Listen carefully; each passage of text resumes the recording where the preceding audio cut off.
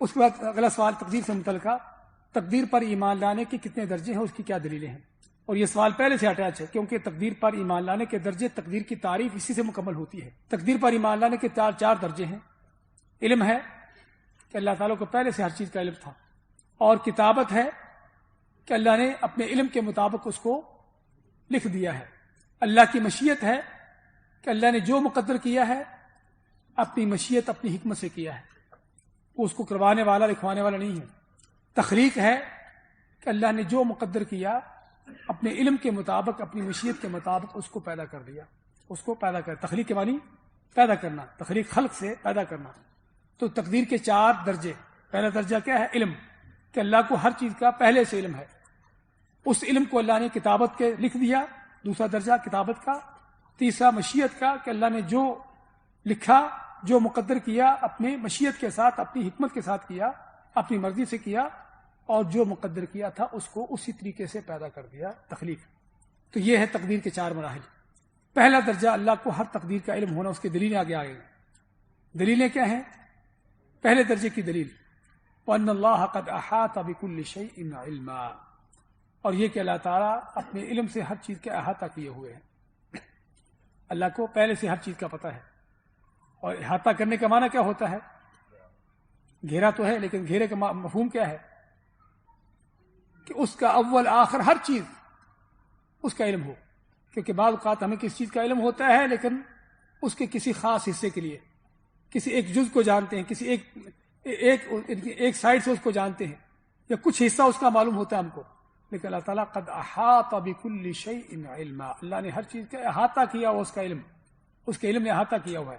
یعنی شروع آخر سے ہر چیز کو اللہ تعالیٰ جانتا ہے۔ چیزیں ابھی بعد میں ہونا تھی اور اللہ تعالیٰ کو پہلے سے پتا تھا کہ یہ کیا ہوگا۔ تو یہ اللہ تعالیٰ کے پہلے درجے کی علم کی دلیل۔ دوسری کتابت کی دلیل وَكُلَّ شَيْءٍ أَحْصَيْنَاهُ فِي إِمَامٍ مُبِينٍ۔ دوسرا درجہ کیا ہے؟ تقدیر کا لوح محفوظ پر اس کو لکھ دینا۔ اللہ نے سابقہ علم سے ہر چیز کو جو علم تھا اس کو لکھ دیا۔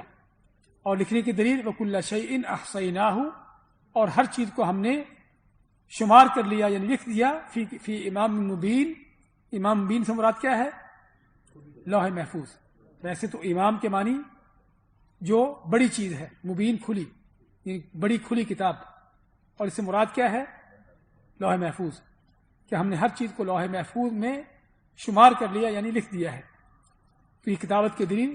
اور تیسرا درجہ جو ہے اللہ تعالیٰ کی مشیت اور قدرت کاملہ، کہ اللہ نے جو مقدر کیا ہے اپنی مشیت اور قدرت کاملہ سے مقدر کیا ہے، اس کی دلیل کیا ہے؟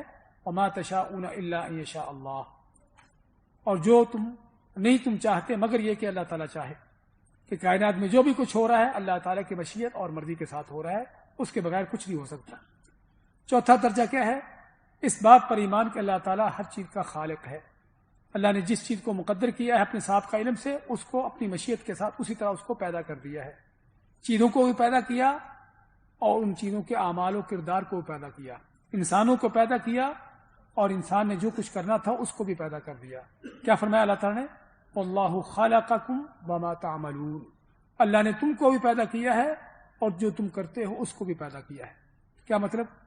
کہ انسان خود بھی اللہ کی پیدائش ہے، اللہ کی مخلوق ہے، اور انسان جو عمل کر رہا ہے، ہم جو بول رہے ہیں، جو کرتے ہیں، جو دیکھتے ہیں، سنتے ہیں، یہ سارا کچھ کیا ہے؟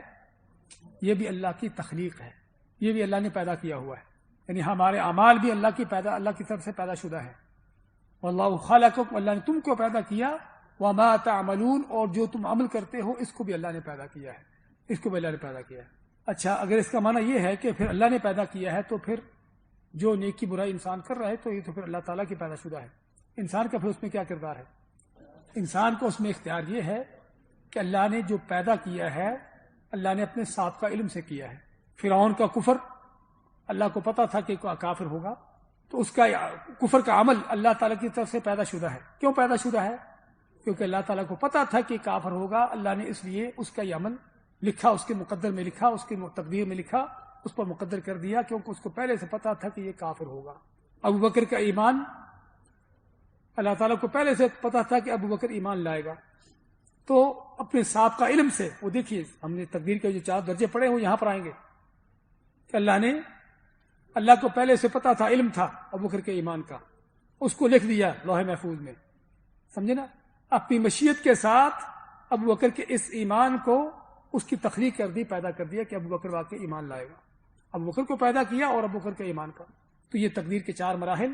پہلا مرحلہ کیا ہے؟ اللہ کا سابقہ علم، اس علم کو اللہ نے جو اللہ تعالیٰ کا علم تھا اللہ نے اس کو لکھ دیا، اور لکھنے کے بعد اپنی مشیت کے مطابق اس چیز کو پیدا کر دیا، مشیت اور تخلیق، یہ تقدیر کے 4 درجے۔